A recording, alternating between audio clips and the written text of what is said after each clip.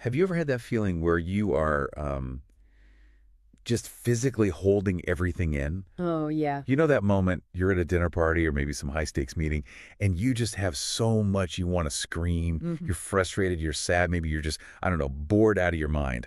But you lock it down. Right. You put on the mask, you smile, you nod. But like underneath the table, your fists are clenched, your stomach is in knots, and there's this low-grade hum of anxiety Oh, just vibrating through your whole body. oh, absolutely. It's the classic grin and bear it. You're calm on the surface, but underneath, you're paddling like a duck in a hurricane. Exactly. But then, and this is where it gets messy, have you ever swung all the way to the other side? You mean just letting the floodgates open? Completely. Maybe some massive rant on social media at 2 a.m. where you tag your ex, Yeah. or you meet someone at a coffee shop and, I don't know, within 10 minutes you've unloaded your entire childhood trauma on them. And afterward, instead of feeling that release everyone talks about, you just feel exposed, Mm. raw, kind of unsafe. That's the vulnerability hangover. The vulnerability hangover. I love that term. And honestly, I feel like I spend half my life just bouncing between those two states. It's a common cycle. Yeah, I bottle it up until I explode, then I feel guilty and exposed, so I bottle it up again. It feels like a personality flaw, you know? Yeah. Like I just can't get the balance right. Well, here's the good news. What we're diving into today suggests this has nothing to do with your personality. It's not about you being awkward or bad at boundaries. It's entirely biological. Biological. See, that's the twist. Usually when we talk about boundaries, we're talking about psychology. Right. We're talking about learning to say no. But you're saying this is physiological. Completely. The material we're looking at today just reframes the whole conversation. It argues that health, both physical and psychological, is not found at the extremes of hiding or oversharing. So not in either of those places. No. It's found in a biological state called regulated visibility. Regulated visibility. I mean, that sounds very clinical for something that feels so emotional. It sounds clinical, but the stakes are incredibly high. We aren't just talking about social embarrassment here. We are talking about the physical cost to your nervous system. Ah, Both of those extremes, the hiding and the overexposure, create a massive strain on your body, your immune system, and your long-term vitality. so our mission today is to unpack that cost. We're going to look at the biology of boundaries.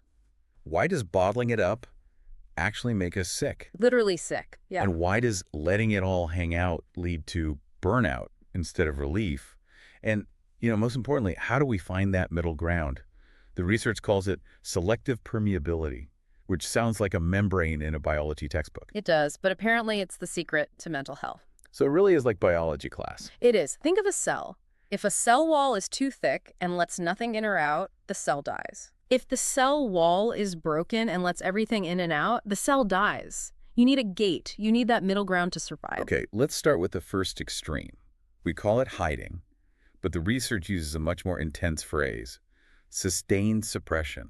And that distinction is vital. Hiding creates this image of just, ducking behind a wall. But sustained suppression is an active metabolic process. It's not passive. Not at all. Right, because we all have secrets. I don't tell the barista about my marriage problems. That's just being polite. Is that suppression? No, that's context. That's healthy. Sustained suppression is the act of consistently concealing your feelings, your needs, your identity, and your truth as a survival strategy. So it's ongoing. It's an ongoing physiological state where you're constantly overriding your natural impulses. It's work. That's what hit me when I was reading through this. It's manual labor for your brain. There's this internal monologue described in the text. Don't show this. Don't say that. Stay contained. Minimize yourself. Exactly. And that monologue requires what we call the mechanism of vigilance. This is where the biology kicks in. Okay. If you are constantly monitoring yourself to ensure nothing unacceptable slips out, you are burning a massive amount of glucose and metabolic energy.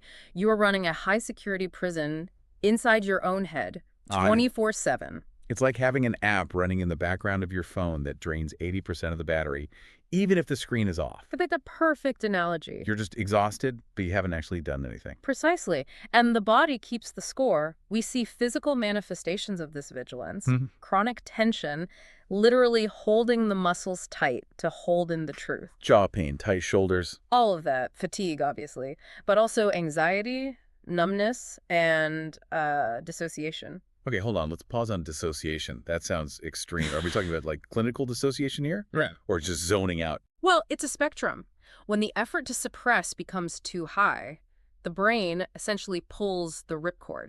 It says it is too dangerous or too exhausting to be present in this body right now, so it checks out. So you just So disappear. you might be sitting in a meeting, nodding your head, but you aren't really there. You've severed the connection to your own experience because the experience is too suppressed to bear. That makes a terrifying amount of sense.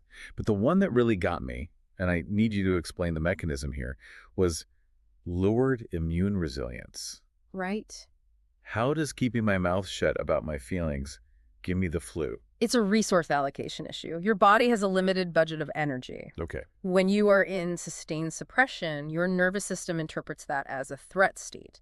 It thinks you are in danger, social danger, but the body doesn't really distinguish that from physical danger. So it just pumps out cortisol. Exactly. It stays in fight or flight, or in this case, freeze. So I'm in high alert. Right. And when you are in high alert, the body prioritizes immediate survival over long-term maintenance. It says, we're fighting a tiger right now, or, a scary boss, so we don't have the resources to hunt down viruses or repair cell damage. So it just shuts down the immune response. Fuel the vigilance, yes. Wow. So by trying to stay safe Yeah. socially, by not rocking the boat, we're actually making ourselves physically vulnerable? That's the irony. And it gets worse. The research shows that suppressed expression doesn't just, vanish. You don't swallow a feeling, and it dissolves in your stomach acid. Where does it go? It turns inward. It turns inward. That sounds ominous. It is. It's linked to inflammation. If that energy isn't discharged outwardly through expression or movement, it just bounces around inside you. Oh, man. It creates stress-related illness, chronic inflammation, and a general loss of vitality. You lose your spark because you're using all your fuel to hold the door shut. It reminds me of that saying, what you resist persists. But this is more like what you repress inflames. That is a perfect way to put it. Hiding is a strategy that protects you in the short term. It keeps the peace, it avoids conflict, but it taxes the system heavily in the long term. It's a loan with predatory interest rates. Okay, so hiding is expensive. It costs us our energy, our health. So the logical reaction, and I've definitely done this, is to swing the pendulum. All the way to the other side. Right.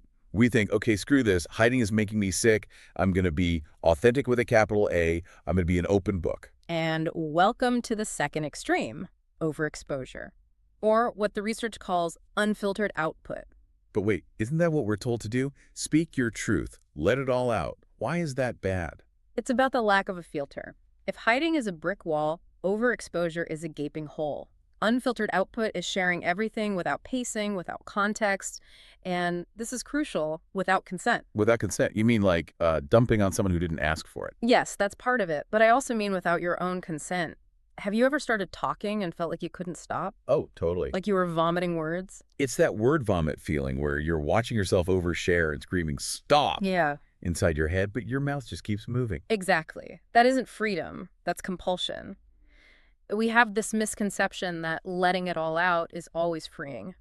But without boundaries, the body remains in a state of openness that feels incredibly unsafe. It feels unsafe because you're defenseless, right? You are uncontained. When you engage in unfiltered output, you remove the container. Your nervous system never gets to rest. It never gets to integrate what's happening. It never gets to choose what is private. It's just open to the elements. And just like hiding, this has specific symptoms. Burnout, obviously. But there was this concept of identity diffusion that I found fascinating, but a little abstract. Yeah. Can we break that down? What does identity diffusion actually look like on a Tuesday afternoon? Think about social media. That's the easiest example. Let's say you're feeling insecure, so you post a really raw emotional selfie or a cryptic status update. Oh, yeah. You are outsourcing your regulation to the audience. Oof. You're waiting for the likes to tell you you're okay. Right. And in that moment, where is yourself?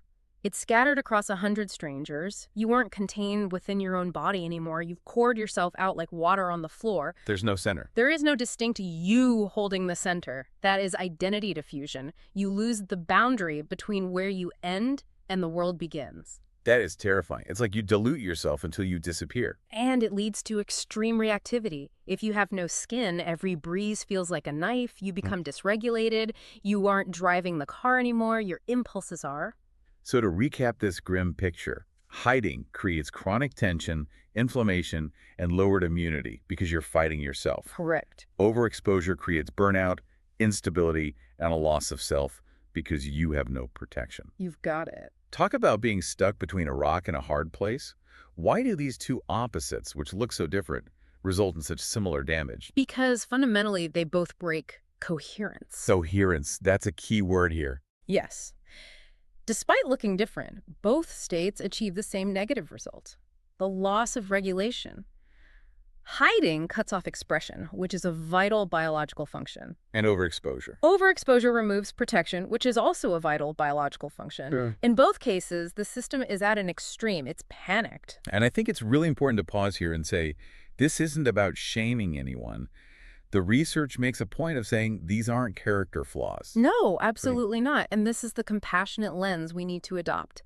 These are strategies used under pressure. Oh, okay. When we feel unsafe, we revert to our default settings. Some of us armor up and hide, and some of us frantically signal for help and overexpose. It's a survival response. So if those are the survival responses, what does a thriving body look like? If we aren't hiding and we aren't exploding, what are we doing? We are engaging in selective permeability. Selective permeability. Okay. Okay, let's go back to high school bio. Permeability is letting things pass through. Selective means, well, you pick. You pick. You are the gatekeeper. The thriving body expresses when ready. It rests when needed. It chooses what is shared. And this is the beautiful part. It retains what is sacred or private. Retains what is sacred. I love that phrasing. It reframes privacy. It does. It's not about hiding because you're ashamed. It's about keeping something because it's precious. Exactly. Privacy is power. Secrecy, which is based on shame, is draining. But privacy based on choice is restorative. It builds a distinct self. So how do we actually do this? Because it sounds great in theory, but in the heat of the moment, it's hard. The research breaks down what regulated expression actually looks like. It gives us a roadmap. The first behavior is sharing within trusted contexts. Okay. This means you don't share your deepest fears on a billboard. You share them in a container that can hold them. A close friend, a therapist, a partner. Context matters. You don't perform open heart surgery in a subway station. Exactly. The second behavior is pacing disclosure. This is the anti-dumping rule. I feel like this is the hardest one for people who are used to oversharing. We feel like if we don't say it all right now, we're being fake. That's the urgency of the dysregulated nervous system speaking. Pacing means you test the waters. You share a little, see how it lands, see how you feel. So it's a negotiation. It's a negotiation, not a purge. You maintain your center while you share. And the third one is honoring privacy without feeling shame. This goes back to what we just said. You are allowed to have things that are just for you. And finally, expressing truth without dumping. That's the balance. You are honest, but you are also contained. You are in charge of the energy you are putting out. To help us get there, the material offers some internal affirmations. And I know affirmations can sound a little woo-woo, but these are really about reprogramming that safety signal in the brain. They are anchors. For the hider, the affirmation is, I will not abandon myself by hiding everything. That hits home. Hiding is a form of self-abandonment. You're leaving yourself alone in the dark. You are. And for the oversharer, the affirmation is, I will not overwhelm myself by sharing everything. Overwhelm myself. That's the twist. Usually, we worry about overwhelming others. Oh, I'm being too much. Right. But this points out that oversharing overwhelms us. It floods our own system. It creates chaos. When you adopt these affirmations, you are essentially telling your body, I've got you, I'm driving the car, we are going to share, but we're going to do it safely. And that leads us to the ultimate toolkit, the permissions. The research lists 4 specific permissions we need to give ourselves to regain this health. Yes. Permission to speak, permission to pause, permission to withhold, and permission to reveal. I want to drill down on permission to pause. Because in a high-pressure conversation, like an argument with a partner, I feel like I have to answer right now. Yes. If I don't, I lose, or they get mad. That urgency, that is your nervous system screaming threat. The permission to pause is the antidote. It allows you to check in.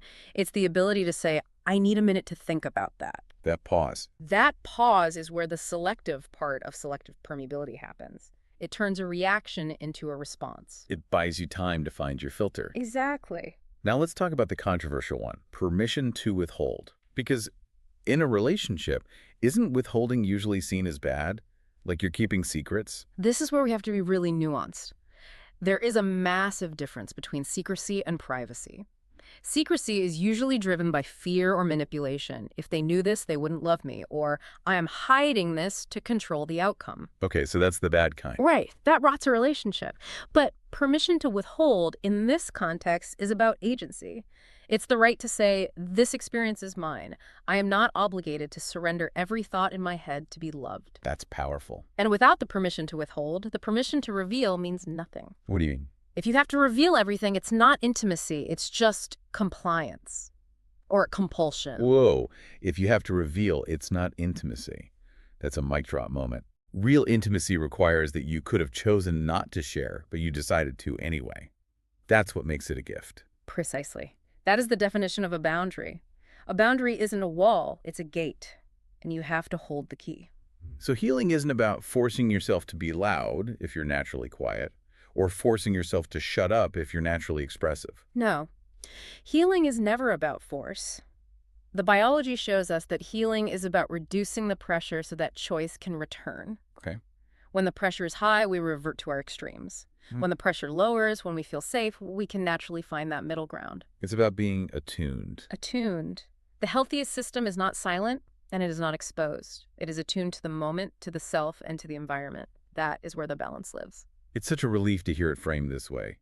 It stops being about, I need to fix my broken personality, and starts being about, how do I regulate my nervous system so I can have choices? Exactly. It's biology. It's mechanics. And because of that, it's something we can actually work on day by day. You can practice the pause. You can practice the small share. You can retrain the system. So as we wrap up this deep dive, I want to leave you, the listener, with a thought to chew on. We've talked about how hiding and overexposure are strategies we use under pressure. They're shields. They are the armor we wear, right? So here is the question. If the pressure was reduced, if you didn't feel the need to protect yourself or perform for others, where would you naturally choose to draw the line? Where does the line between the sacred and the shared live for you when you aren't afraid? That's the real question. Thanks for diving in with us today. Take care of your nervous system. See you next time.